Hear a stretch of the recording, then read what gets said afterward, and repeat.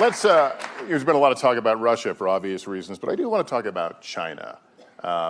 Do you, from your perspective and the things that you're looking at, do you see China as an adversary, and if so, on what levels?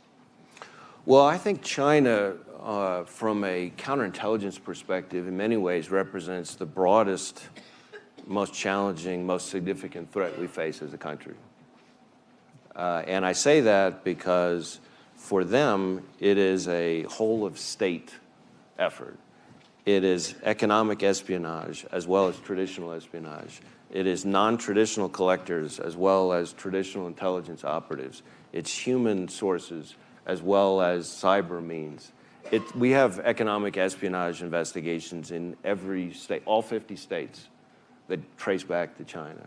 It covers everything from corn seeds in Iowa to wind turbines in Massachusetts and everything in between.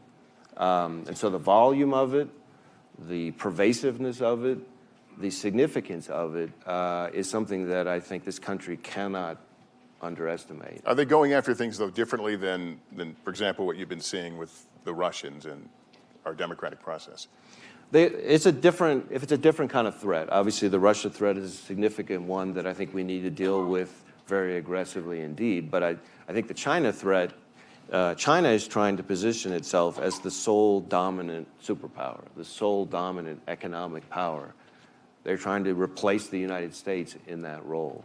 And so theirs is a long-term game that is focused on, as I said, just about every industry, every quarter of society in many ways. It involves academia, it involves research and development.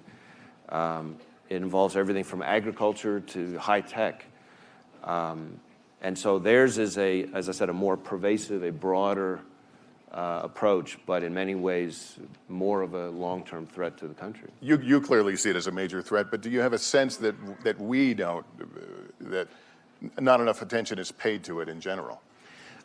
One of the bright spots that I have observed in my first 10 plus months on the job is on this issue.